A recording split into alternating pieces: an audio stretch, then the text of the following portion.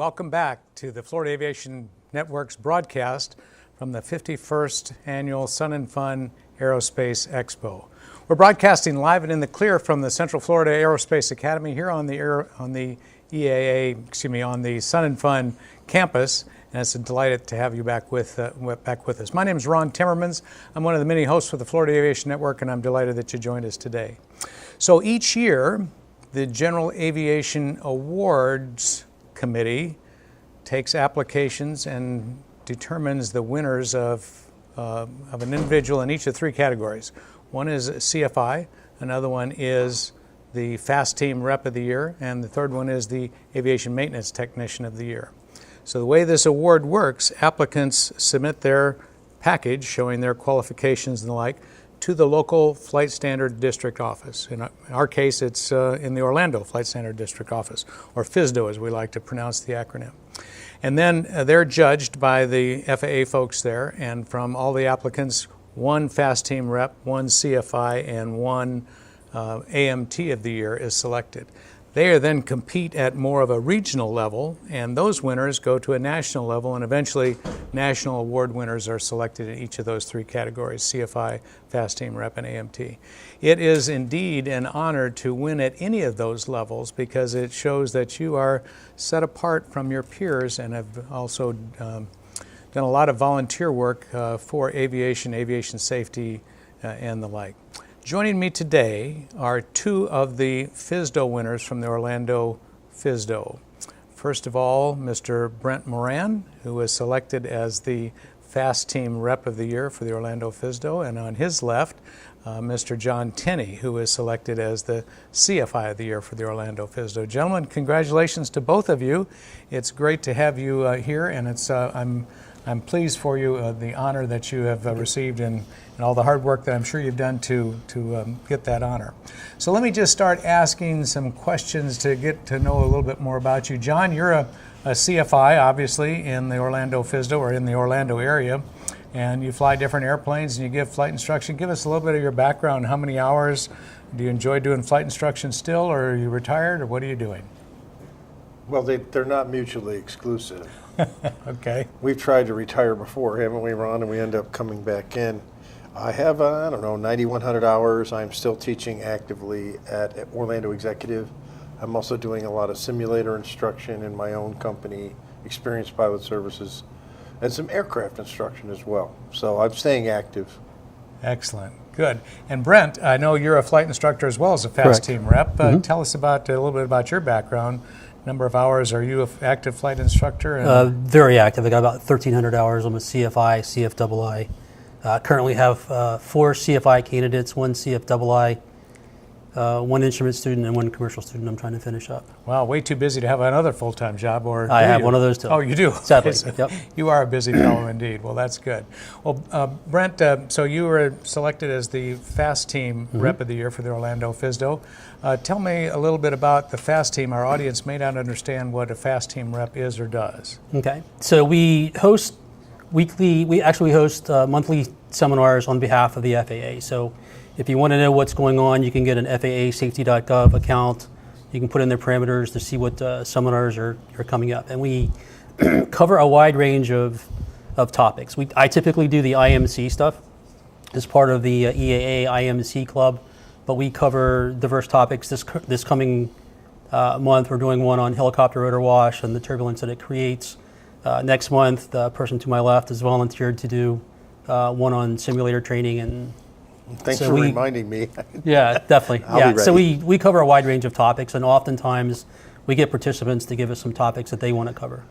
And how did you become a FAASTeam Rep, or develop an interest in becoming one? So I attended a seminar in 2017 towards the end of the year, November, December timeframe, and right after my first attendance, I'm thinking I could probably do this. I'm kind of used to speaking in public, and aviation safety is my passion, and couple that with CFI, I thought I would be at least worthy of standing up and briefing at least once a month.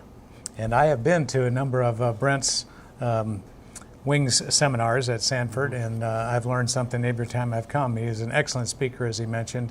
Probably got some good training in the U.S. Air Force, I imagine, huh? definitely in the speaking part, yeah. Yeah, thank you for your service to our country Thank and the you. Air Force, Brent. How many years? 27. 27 years, Yeah. That's good, that's good. And congratulations, your honor as FAASTeam Rep of the Year.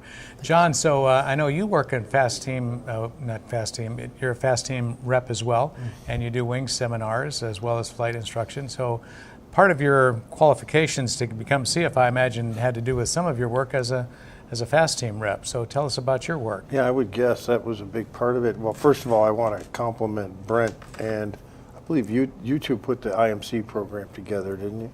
I really like that one. That's my second favorite one after my own, of course. But Of course. I really like attending yours. I like the format, and I like the topics you cover, and I learn a lot at every one. My own seminar I do every first Wednesday is called Hangar Talk. And it's basically a bunch of pilots just sitting around discussing a particular topic. We might have a little preview information, a little background information. Tomorrow night we'll be talking about the pinch hitter program. You're going to send me some info on that, right, Ron? Perhaps I will, yes. Yes, I'm going to need that, your help, because I'll be handling that one on my own tomorrow. Okay, so every month John has a new topic at his seminar called Hangar Talk, and as he mentioned, he does an intro for the topic, and then he asks each of the pilots to say what they'd like to about that particular topic. And Or John the is- wannabe pilots. Yeah, It's- indeed. We don't discriminate. Anybody can come. Indeed, it's not just pilots, so other folks as well in interest in aviation. John is uniquely able to draw out of them their thoughts on a particular topic and the like. And the resulting overall discussion is really beneficial because everyone learns from other people. You don't just learn from one instructor or from a book, but you learn from peers as well. And sometimes that's the most valuable learning that we get. Well, John, let me change topics just a bit now. Recently, a lot of aircraft accidents have been noted in the news media, on TV and on the radio and the like. And so some people might think, oh my goodness, aviation, particularly general aviation, not very safe. How would you respond to him, John? Well, one of the perks, I guess you'll call it, of being a CFI of the Year is you get noticed by the media, and the media has called me and asked me to come in and speak to that. And I've told them, what I'll tell you right now is that there aren't more accidents. There's fewer accidents now than there's ever been. There's just more people flying. So the percentages are actually very low. We've had one fatal accident since 2007 in airline aviation, and it was just recently, so it made a big deal.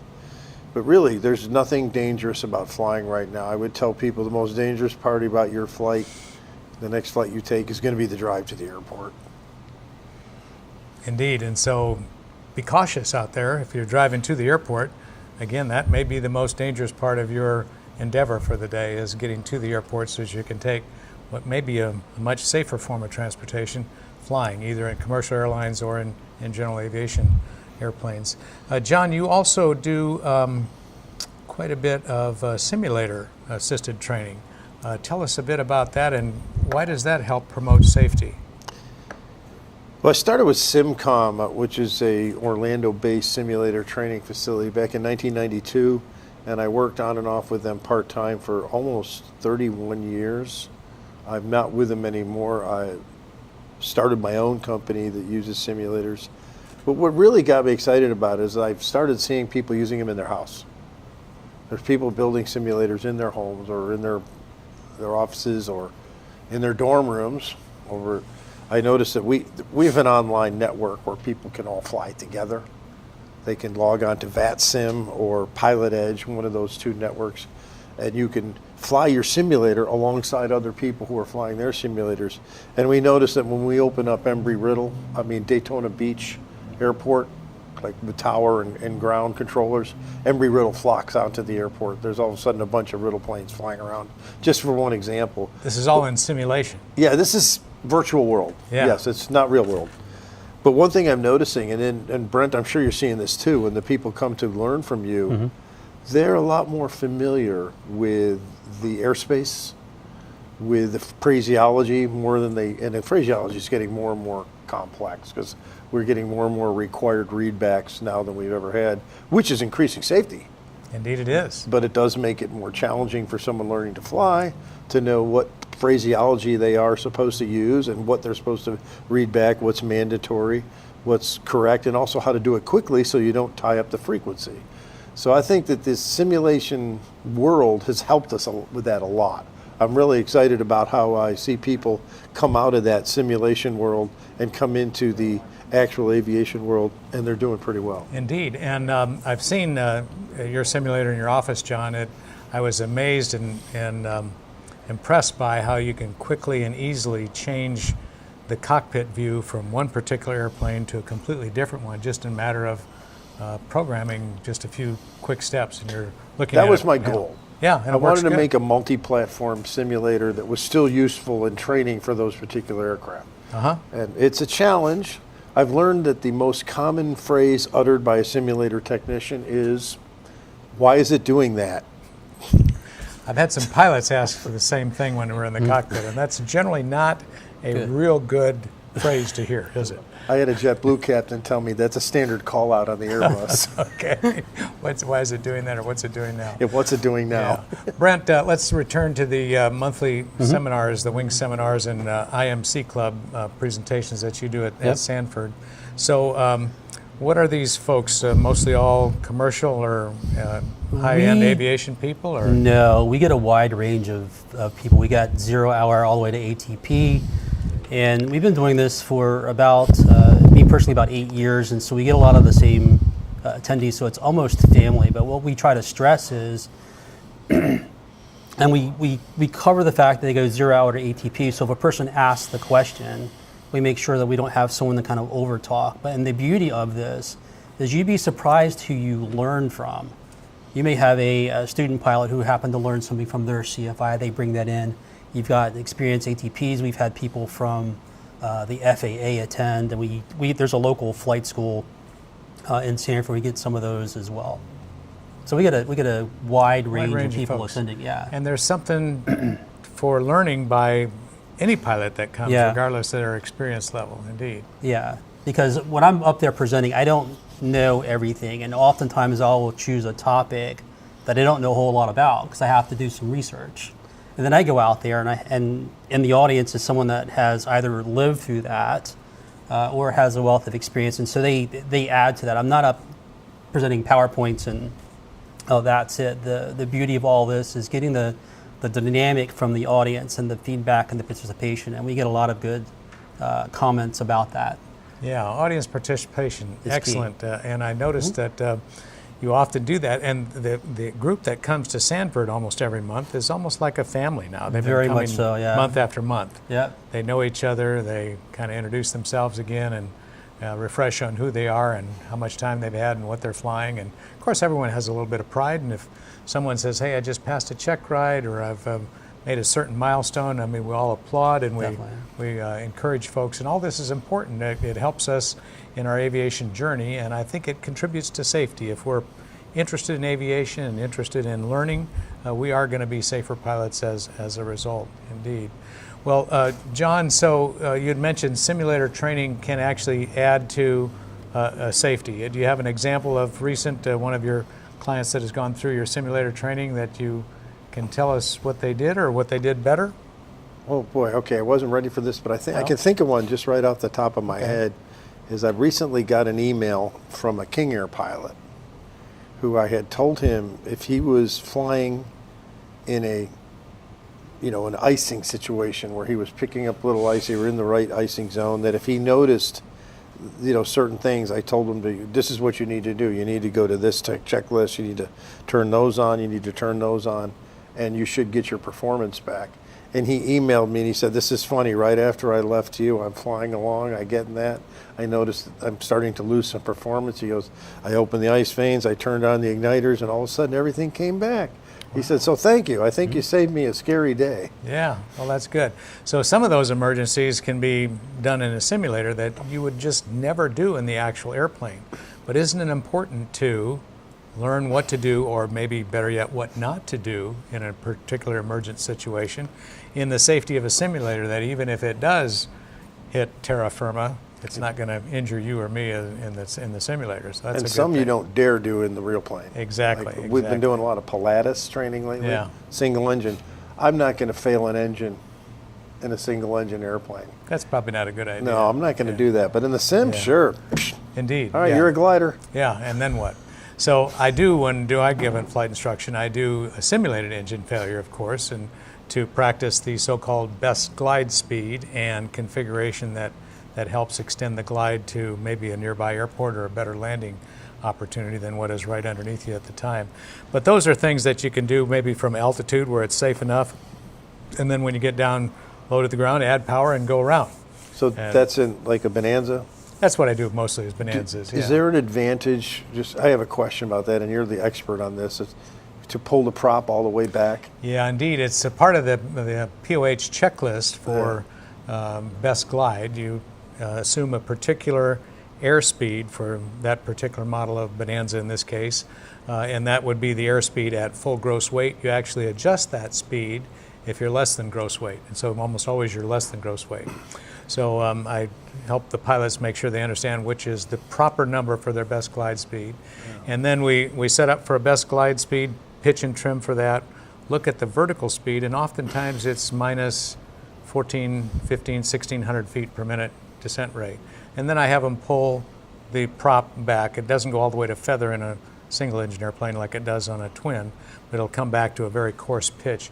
And it's amazing the reduction in drag. The 1500 foot per minute descent rate generally decays down to around 800 or 900 feet per minute, almost cut it in half, which means you've extended the glide by twice the distance, or almost twice the distance. So these are things that you can learn either in simulators or with qualified flight instruction. Let me go back to you, Brent. So you gave us an idea how you became a FAASTeam rep. Do you have to be a flight instructor or pilot to be a FAASTeam rep? You do not. You do not. You do not. So we often have people give presentations on maintenance or something that they're passionate about.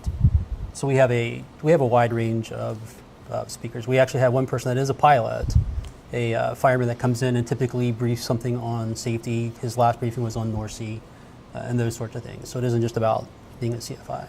Yeah, so we encourage people, whether they're FAASTeams or reps or not, to get involved in aviation safety by making presentations. And so Brent has garnered a number of people that are willing to make presentations on occasion, and he has actually a cadre of folks now, don't you, that you draw on. And so this person this month, another person the next month, John, Definitely. 1 month, yeah, Yep. not too long from now.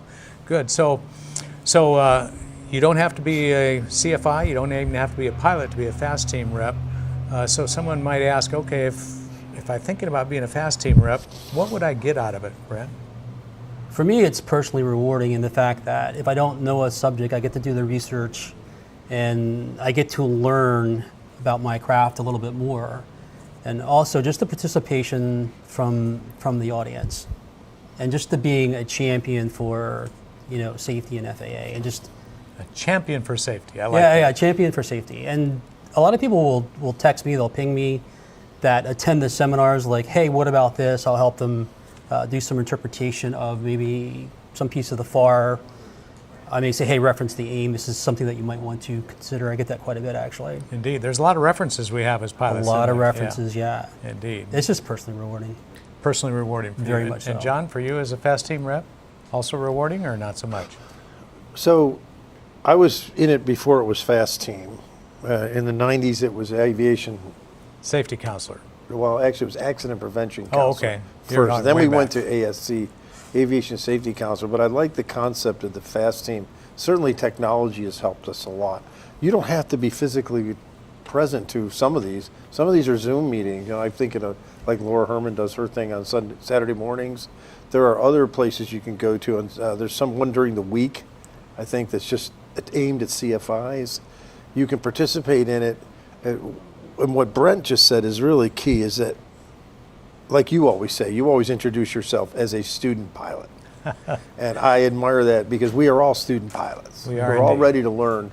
And I'm sure, Brent, every meeting we've done, we've learned something. Definitely. Yeah. Yeah. The hangar talk one, obviously, that's an open discussion. I call that unorganized chaos, but we do learn a lot from the other people's experiences. We do. Then you've seen the traditional type of FAASTeam wings programs, which are lecture from the podium. I don't know if there's a lot of feedback on those and a lot of learning. So what I like what the IMC Club has done, what you and Brent have done, is you've kind of combined the two. Yeah. You've found a happy medium between the chaos and the order, and we And you still know get what the I've feedback. learned, John? You know what I've learned? We are about out of time. Oh, is it? So thank you I so was much, just filling. John Tenney, CFI of the Year. Actually, second year in the road, John has been CFI of the Well Year for deserved. Orlando FAASTeam. Got your Brent coin back? Moran, the FAASTeam Rep of the Year. Thank you so much for joining me. Thank you for your contributions to safety in aviation. For the Florida Aviation Network, I'm Ron Timmermans, broadcasting from the Central Florida Aviation Academy in Lakeland, Florida.